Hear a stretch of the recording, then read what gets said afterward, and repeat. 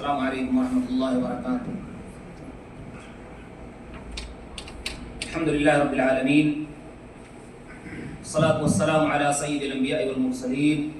نبینا محمد وعلی آلہ وصحبہ اجمعین، اما بعد۔ سب سے پہلے تمام قسم کی حمد و ثنا، بڑائی کبریائی اس اللہ رب العالمین کے لیے ہے جو سارے جہان کا خالق و مالک اور پالنہار ہے۔ ہم اسی کی تعریف کرتے ہیں، اسی سے مدد طلب کرتے ہیں۔ بے شک اللہ تعالیٰ جسے ہدایت دے اسے کوئی گمراہ کرنے والا نہیں، اور جسے گمراہ کر دے اسے کوئی ہدایت دینے والا نہیں۔ ہم اس بات کی گواہی دیتے ہیں کہ بے شک اللہ رب العالمین ہی حقیقی معبود ہے، جو اکیلا ہے، اس کا کوئی شریک نہیں، جو پہلوں اور آخر اور تمام لوگوں کا رب ہے، جس نے آسمانوں اور زمینوں کو پیدا کیا۔ ہم ہر حال میں اسی سے مدد طلب کرتے ہیں، اور اس کے بعد درود و سلام ہو تمام انبیاء کرام پر، خصوصاً پیارے نبی جناب محمد رسول اللہ صلی اللہ علیہ وسلم پر۔ اللہم صلی علی محمد وآلہ وبارک وسلم۔ حمد و صلات کے بعد شیخ صاحب نے سب سے پہلے اپنے آپ کو اور ہم تمام لوگوں کو اللہ رب العالمین سے حقیقی معنوں میں تقوی اور پرہیزگاری اختیار کرنے کے تعلق سے نصیحت فرمائی، اور بتایا کہ اللہ تعالیٰ ہی سے ڈرنے میں، تقوی اختیار کرنے میں ہمارے لیے کامیابی اور فلاح یابی ہے۔ اللہ تعالیٰ ایک جگہ فرماتا ہے، یا ایھا الناس اتقوا ربکم الذی خلقکم من نفس واحدہ وخلق منها زوجها وبث منهما رجالا كثيرا ونساء واتقوا الله الذي تساءلون به والارحام ان الله كان عليكم رقيبا۔ کہ اے لوگو، تم اپنے رب سے ڈرو جس نے تم سب کو ایک جان سے پیدا کیا، اور پھر اس کے ذریعے سے ان کی بیوی کو بھی پیدا کیا، اور پھر ان دونوں کے ذریعے سے بہت سارے مردوں اور عورتوں کو پھیلا دیا۔ تم اللہ ہی سے ڈرو جس کے نام پر تم سوال کرتے ہو، رشتہ اور ناتا توڑنے سے بچو، بے شک اللہ تعالیٰ تمہارے اوپر نگہبان ہے۔ تو اس آیت کے اندر بھی اللہ تعالیٰ نے ہمیں تقوی اختیار کرنے کا حکم دیا، اور ساتھ ہی ساتھ ہماری پیدائش کے متعلق ذکر فرمایا۔ عزیز اقربا، رشتہ داروں کے ساتھ حسن سلوک اور ان تمام چیزوں کے تعلق سے ہمیں رہنمائی فرمائی۔ شیخ صاحب نے آج کا خطبہ عورتوں اور خواتین اسلام کی کس قدر مذہب اسلام میں عزت اور احترام ہے، اس تعلق سے شیخ صاحب نے مختصر روشنی ڈالی کہ مذہب اسلام نے خصوصی طور پر عورتوں کے ساتھ بڑا اہتمام کیا ہے۔ اگر آپ دیکھیں تو ان کا مقام مرتبہ بہت ہی زیادہ بڑھایا ہے۔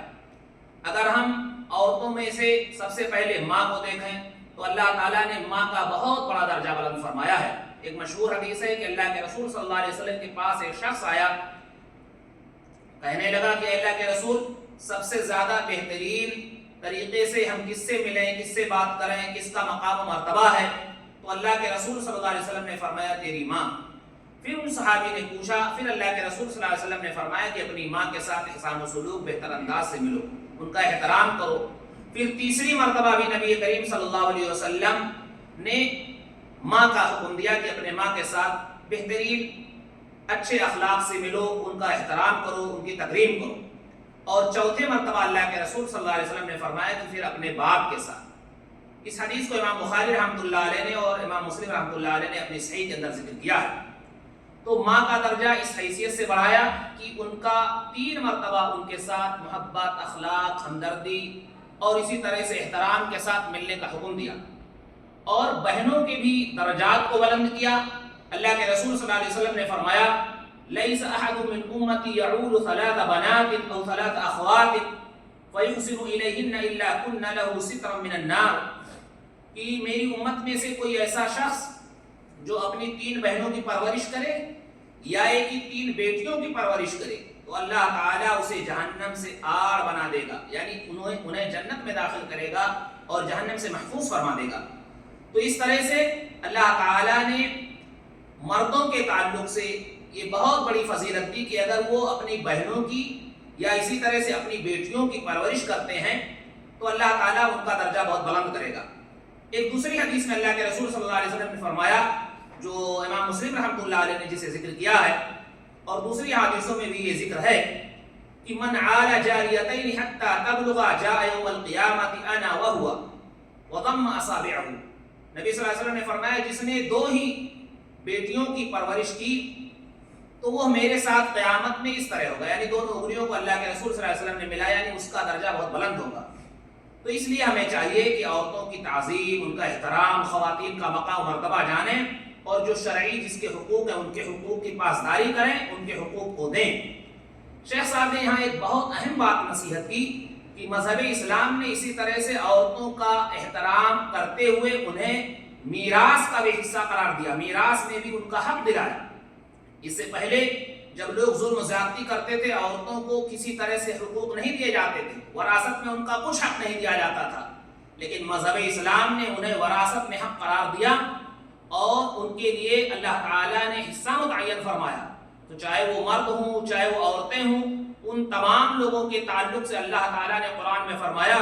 للرجال نصیب مما ترک الوالدان والاقربون وللنساء نصیب مما ترک الوالدان والاقربون مما قل منه او كثر نصیبا مفروضا۔ کہ اللہ تعالیٰ نے اس آیت میں فرمایا کہ ان تمام لوگوں کے لیے، یعنی جو والدین حصہ چھوڑ کر جائیں یا عزیز و اقربا چھوڑ کر جائیں، مردوں کے لیے ایسا حصہ ہے اور عورتوں کے لیے بھی ایسا ہے حصہ اللہ تعالیٰ نے مقرر کر دیا ہے، چاہے وہ کم ہو یا زیادہ ہو، ان سب میں مرد اور عورت حصے دار ہیں، اور انہیں اسی حساب سے جو اللہ تعالیٰ نے ان کے درجات حصے بانٹ دیے ہیں اسی حساب سے ان میں تقسیم کیا جائے گا۔ میرے بھائیوں، اسی لیے ایک مشہور حدیث میں کہ اللہ کے رسول صلی اللہ علیہ وسلم نے فرمایا میں تمہیں اس بات سے ڈراتا ہوں کہ تم ان عورتوں پر اور یتیموں پر ظلم نہ کرو۔ معلوم یہ ہوا کہ اللہ کے رسول صلی اللہ علیہ وسلم کو یہ خوف پہلے ہی سے یہ بات تھی کہ لوگ ان کے اوپر ظلم و زیادتی کریں گے، اور اگر آپ دیکھیں تو اس سوسائٹی کے اندر بہت سارے لوگ یتیموں پر ظلم کرتے ہیں اور ساتھ ہی ساتھ عورتوں پر ظلم کرتے ہیں کہ ان کے حقوق کو وراثت میں سے بالکل نہیں دیتے ہیں۔ ساتھ ہی ساتھ شیخ صاحب نے یہاں ایک نصیحت کی کہ ان کے شادی بیاہ کرنے کے تعلق سے بھی کچھ اسلامی حقوق ہیں، ان کی بھی پاسداری کرنے کی سخت ضرورت ہے۔ اللہ کے رسول صلی اللہ علیہ وسلم نے فرمایا لا تنكح الأيم حتى تستأمر ولا تنكح البكر حتى تستأذن، کہ ایم یعنی وہ عورت جو مطلقہ ہے یا اس کا شوہر جو ہے وفات پا گیا ہے تو اس کی شادی نہ کی جائے جب تک کہ اس سے اجازت نہ لے لی جائے، یعنی اس کا حکم کہ کہے کہ ہاں شادی ہو یا نہ ہو، زبان سے کہے۔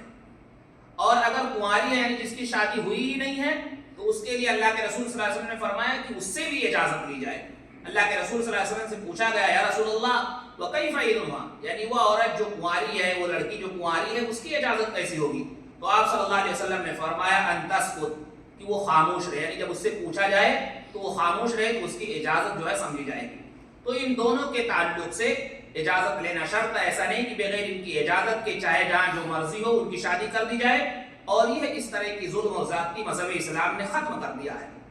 بہت ساری چیزیں شیخ صاحب نے ذکر کی ہیں، لہٰذا ہمیں چاہیے کہ ہم عورتوں کے تعلق سے ان کے حقوق کو پہچانیں۔ ایک مشہور حدیث ہے کہ حضرت عائشہ رضی اللہ تعالیٰ عنہ فرماتی ہیں کہ ایک لڑکی جو ہے ہمارے پاس آئی اور کہنے لگی کہ اللہ کے رسول صلی اللہ علیہ وسلم سے میں شکایت کرنا چاہتی ہوں کہ میرے باپ نے، میرے والد نے میری زبردستی اپنے بھتیجے سے کر دی ہے۔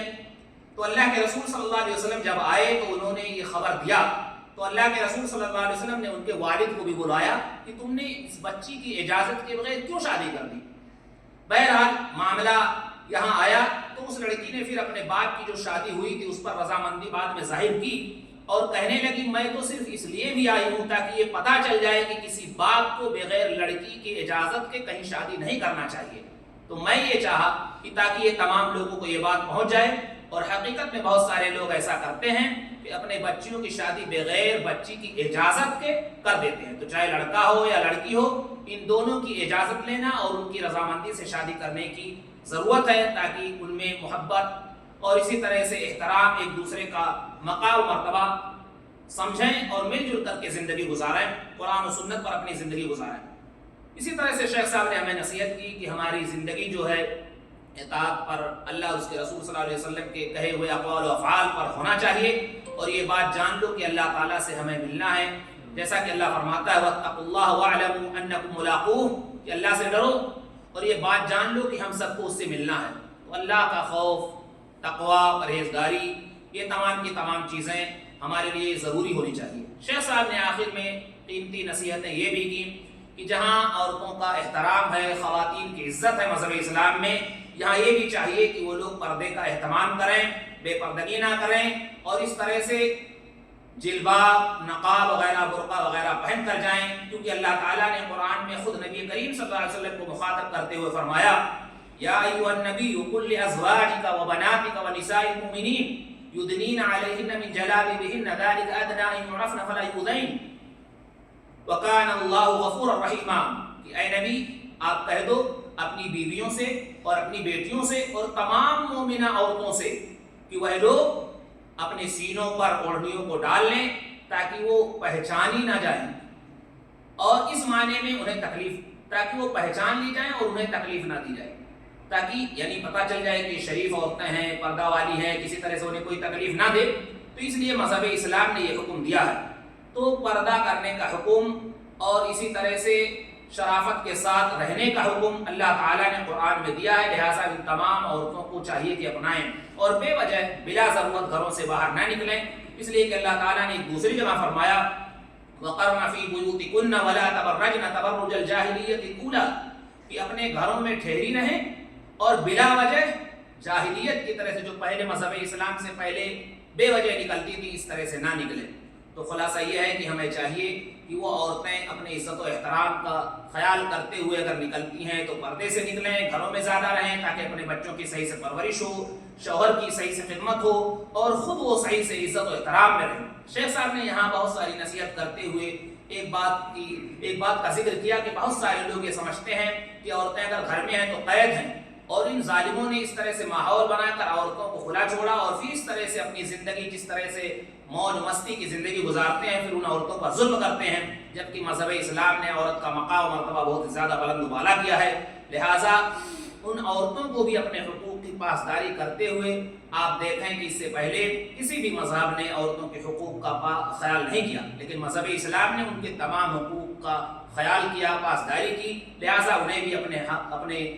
جو اللہ تعالیٰ نے مقام مرتبہ دیا اس کو جانیں اور پہچانیں اور اللہ اور اس کے رسول کے بتائے ہوئے طریقے پر عمل کریں۔ تو یہ قیمتی نصیحتیں آج کے دن شیخ صاحب نے عورتوں کے متعلق سے کی ہیں، اور جس میں ماں، اسی طرح سے بہن، بیٹی اور تمام مومنہ عورتوں کے تعلق سے خصوصی ذکر کیا، اور خصوصاً میراث کے تعلق سے ان کا ذکر کیا، جو موجودہ وقت میں اگر دیکھا جائے تو بہت سارے مسلمان عورتوں کو اس سے محروم کرتے ہیں۔ اللہ تعالیٰ سے دعا کرتے ہیں الٰہ العالمین تمام مسلمانوں کو صحیح طور پر قرآن و سنت پر عمل کرنے کی توفیق بخشے، سب کے حقوق کی پاسداری کا خیال کرنے والا، لحاظ کرنے والا، ان کے حقوق کو ادائیگی اور ان کے حقوق کی ادائیگی کی توفیق دے، اور سب لوگ قرآن و سنت پر عمل کریں۔ اللہ تعالیٰ جب تک زندہ رکھے حالت اسلام پر زندہ رکھے، ہمارا خاتمہ ہو تو حالت اسلام پر ہو۔ امین رب العالمین، وآخر دعوانا الحمد للہ رب